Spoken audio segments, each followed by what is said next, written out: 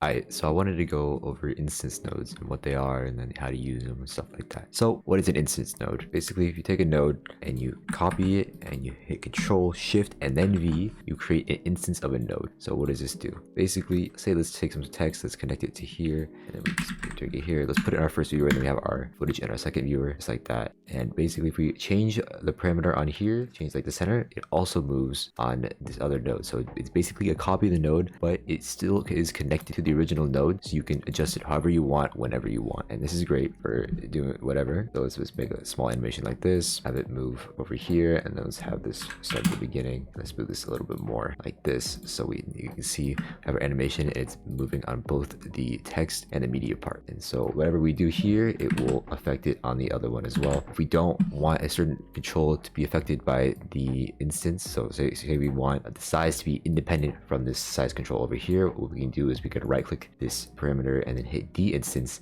and that will unlink it from the original node, so you can independently scale it and independently use that control for this node, and then just use all the other controls that are linked. And that's very useful.